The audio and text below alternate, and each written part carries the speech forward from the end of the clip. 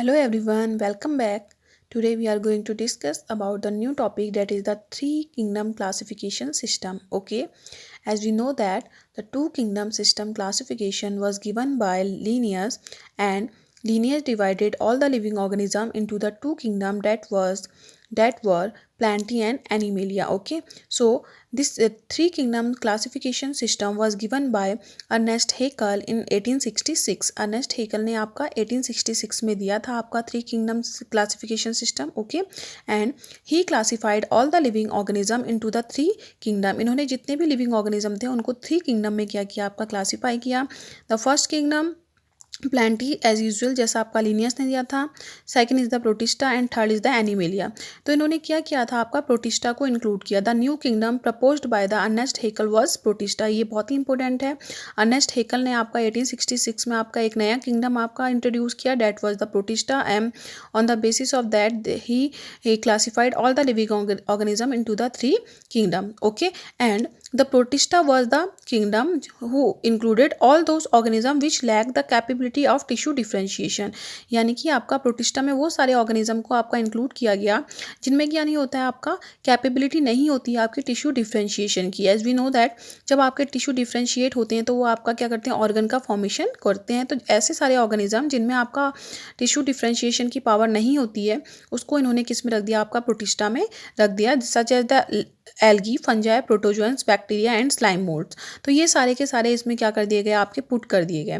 इन्होंने आपका एक नया किंगडम तो दिया, that was very good, but इन्होंने क्या किया, आपका सारे के सारे ऑर्गेनिज्म जो आपके बचे हुए थे like the algae, fungi, protozoans, bacteria and slime moulds, ठीक है, इन्होंने इन सबको क्या कर दिया, आपका प्रोटिस्टा में इंक्लूड कर दिया।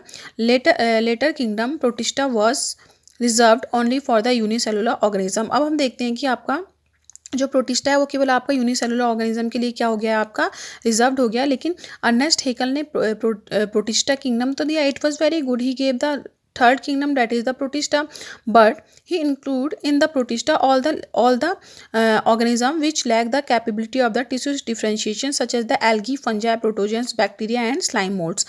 as we know that the algae are the plants। algae क्या होते हैं, आपके प्लांट्स होते हैं। fungi आपका एक अलग ग्रुप होता है, आपका protozoans आपके एनिमल्स होते हैं, आपके बैक्टीरिया आपका एक क्या हो गया, आपका प्रोकैरियोट्स हो गए। ओके, ये तो यूकैरियोट्स हो गए, ये क्या हो गया, आपका प्रोकैरियोट्स हो गए। स्लाइम मोड्स भी आपके क्या हो गए, आपके स्मॉल ऑर्गेनिजम्स हो गए। तो इन्होंने क्या किया, जितने भी बचे हुए ऑर्गेनिज्म थे उनके लिए एक ही किंगडम दिया जिसको इन्होंने क्या नाम दिया, आपका प्रोटिस्टा नाम दिया। लेकिन अब जो प्रोटिस्टा है वो किसके लिए आपका रिजर्व्ड है, केवल आपका यूनिसेलुलर ऑर्गेनिजम्स के लिए क्या है, आपका रिजर्व्ड है। यही इनका क्या हो गया, आपका ड्रॉबैक हो गया। अगर हम बात करते हैं आपका लीनियर लिमिटेशंस की, जो थ्री किंगडम क्लासिफिकेशन सिस्टम की है, सबसे पहली बात क्या होगी आपकी, as we know that the algae and the fungi. Algae और फंजाई मेनली क्या होते हैं, आपके यूकैरियोट्स होते हैं, ठीक है।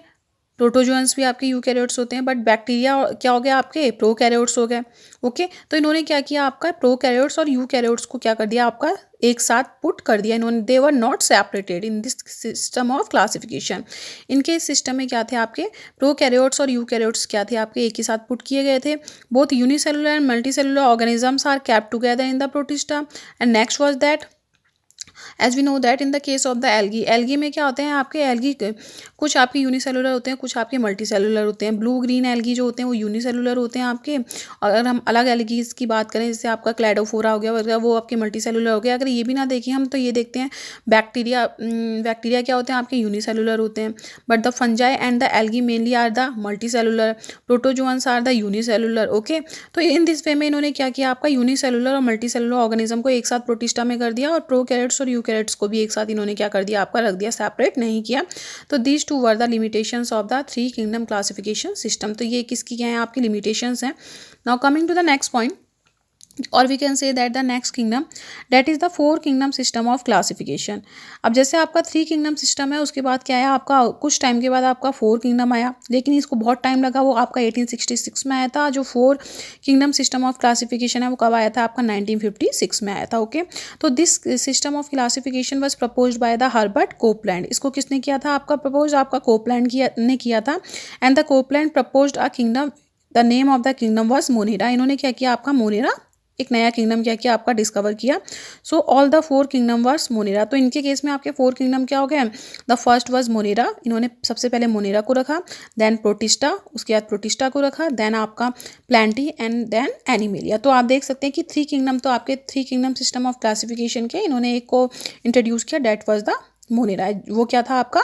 मोनेरा था। इस तरह से आप कितने किंगडम हो गए आपके? 4 किंगडम हो गए। ओके, 4 किंगडम हो गए। And kingdom Monera was created by the Copeland for the prokaryotic organism. बहुत ही इंपॉर्टेंट है आपका।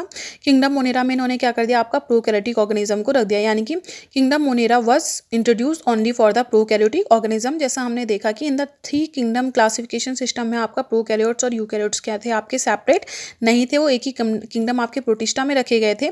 लेकिन जो कोपलैंड थे उन्होंने क्या किया आपका? The kingdom Monera included only for the prokaryotic organism. केवल प्रोकैरियोटिक ऑर्गेनिज्म की स्टडी के लिए इन्होंने क्या किया आपका? इन्होंने क्या किया आपका? प्रोकैरियोटिक ऑर्गेनिज्म के लिए आपका एक नया किंगडम बनाया, जिसको इन्होंने क्या नाम दिया आपका? मोनेरा नाम दिया। Okay, and the studies with the electron microscope made it clear that the bacteria and the related organism have a different nuclear structure as compare to other. Okay, तो this point indicate that the organism which have the primitive type of the nucleus are known as the prokaryotic organisms. Okay, after the discovery of the electron microscope, what happened?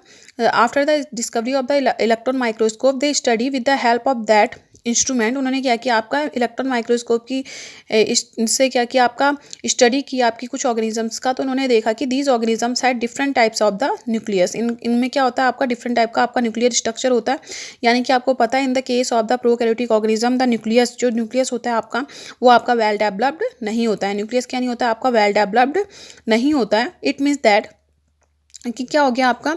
जो nucleus होता है वो क्या होता है आपका? Nuclear membrane से surrounded नहीं होता है आपका। It is scattered in the cytoplasm और it is known as the nucleoid. उसको न्यूक्लियोइड बोला जाता है आपका। ठीक है, तो ये इस जब इन्होंने इतना पूरी स्टडी की तो इन्होंने देखा कि ऑब्वियसली ये ऑर्गेनिज्म आपके दूसरे ऑर्गेनिज्म से क्या है आपके? डिफरेंट है। तो इनके लिए आपका एक डिफरेंट किंगडम क्या होना चाहिए आपका? प्रेजेंट होना चाहिए। तो इसीलिए इन्होंने क्या किया आपका? एक डिफरेंट किंगडम सिस्टम दिया आपका। किसके लिए आपका? जो आपके प्रोकैरियोटिक ऑर्गेनिजम्स हैं उनके लिए आपका एक नया इन्होंने क्या दिया आपका? एक किंगडम दिया, और उस किंगडम का नाम क्या है आपका? मोनेरा। तो इस तरह से कितने किंगडम हो गए आपके? 4। पहला मोनेरा, दूसरा प्रोटिस्टा, तीसरा प्लांटी, चौथा एनिमेलिया। तो इन्होंने क्या किया? मोनेरा में तो सारे प्रोकैरियोटिक ऑर्गेनिजम्स रख दिए, और प्रोटिस्टा में इन्होंने यूनिसेलुलर रख दिए, प्लांटी में इन्होंने क्या रख दिया आपका? फंजाई को रख दिया। तो आप देख सकते हैं यहाँ पर को मैंने एक नया टर्म बोल रही हूँ कि प्लांटी में इन्होंने क्या किया आपका? फंजाई को प्लेस रखे रहने दिया। तो यही इनके किंगडम का क्या था आपका? एक ड्रॉबैक था। अगर ये प्लांटी में से अगर ये फंजाई को अलग कर देते तो इसमें थोड़ा सा और इम्प्रूवमेंट आ जाते। एनिमेलिया में तो आपको पता है all the animals are there. तो लिमिटेशन क्या हो गई आपकी? The fungi continue to remain with the plantae in this system. तो इस सिस्टम का एक ही आपका अगर मेन जो ड्रॉबैक देखा जाएगा तो वो ड्रॉबैक क्या है आपका? कि जो आपका फंजाई था, fungi remain with the plantae. Fungi किसके साथ था आपका? प्लांटी के साथ था। As we know that the fungi have the different physiological structure होता है आपका, सेल स्ट्रक्चर होता है आपका। The common in the fungi and the plant is that fungi और अदर प्लांट्स में आपका कॉमन क्या होता है आपका? Both contain the cell wall. दोनों में क्या होता है आपका? सेल वॉल होता है। लेकिन अगर देखा जाए तो आपको पता है कि जो बैक्टीरिया होती हैं, bacteria also contain the cell wall. Bacteria में भी सेल वॉल होता है। लेकिन अगर इनका और सब कुछ देखा जाए तो इनका रिजर्व फूड मटेरियल जो फंजाई होता है वो क्या होता है आपका? ग्लाइकोजन होता है। रिजर्व फूड मटेरियल क्या होता है आपका? फंजाई का ग्लाइकोजन होता है जो इनको। और second most important point is that the fungi are not the autotrophic. फंजाई आपके ऑटोट्रॉपिक नहीं होते हैं, ये सेप्रोट्रॉपिक होते हैं। या सेप्रोट्रॉपिक होते हैं, आपको पता है सेप्रोफाइट्स होते हैं आपके। ओके, तो इस तरह क्या हो गया आपका? जो फंजाई हो गया वो प्लांट से बिल्कुल ही क्या हो गया आपका? अलग हो गया। क्यों होते हैं आपके सेप्रोट्रॉपिक भी नहीं बोल सकते हम, सेप्रोफाइट्स बोल सकते हैं। क्यों होता है? क्योंकि फंजाई में क्या नहीं होता है आपका? क्लोरोफिल नहीं होता है, तो वो अपने फूड का सिंथेसिस खुद नहीं कर सकते हैं। इसीलिए आपका डेड एंड डिकेइंग पोर्शन को क्या करते हैं आपका? यूज़ करते हैं एज देयर फूड। तो इस तरह से हम देख सकते हैं कि फंजाई का जो आपका एक तो उनके पास ऑटोट्रॉपिक मोड ऑफ न्यूट्रिशन नहीं है, फिर भी वो आपका प्लांटी के साथ क्या क्या रखा है आपका? इंक्लूड किया गया है। तो यही आपका मेन ड्रॉबैक हो गया किसका? आपका 4 किंगडम क्लासिफिकेशन सिस्टम का। तो I am repeating that 2 kingdoms classification system was given by the Linnaeus, 3 kingdom classification system was given by the Ernest Haeckel, 4 kingdom system classification was given by the किसने दिया था आपका? Copeland ने दिया था। और बहुत ही इंपॉर्टेंट है, आपसे ये भी पूछ सकते हैं कि अर्नेस्ट हेकल ने कौन सा किंगडम आपका इंट्रोड्यूस किया था? तो उन्होंने क्या किया था आपका? प्रोटिस्टा किया था। और प्रोटिस्टा किसके लिए किया था? All the organism which do not have tissue differentiation, जिनके पास आपकी कैपेबिलिटी नहीं होती है, they lack the capability of the tissue differentiation.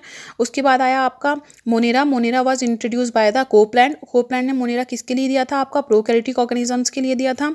और इससे पहले जो आपका मेन चलते आ रहे हैं वो क्या है? आपका एनिमेलिया एंड प्लांटी। वो जो आपके पहले से थे वो आगे आपके वैसे के वैसे रन करते हैं। ओके, तो in the next video we will discuss about the 5 kingdom classification system, जो सबसे ज़्यादा इंपॉर्टेंट है। हाँ, one more thing is that in some books, कुछ बुक में लिखा होता है आपका 4 kingdom system of classification was given by R.H. Whittaker, लेकिन R.H. विटेकर ने नहीं दिया था। किसने दिया था? आपका हेकल ने दिया था 4 किंगडम सिस्टम ऑफ क्लासिफिकेशन। किसी बुक में लिखा रहता है कि Ernst Haeckel gave the R.H. Whittaker gave the 4 kingdom classification system in 1959। तो ऐसा नहीं है आपका, उन्होंने उसमें कुछ इंप्रूवमेंट किए थे और उसके बेसिस पे उन्होंने आपका 5 किंगडम सिस्टम ऑफ क्लासिफिकेशन दिया था। इसको हम नेक्स्ट वीडियो में क्या करेंगे? आपका डिस्कस करेंगे। ओके।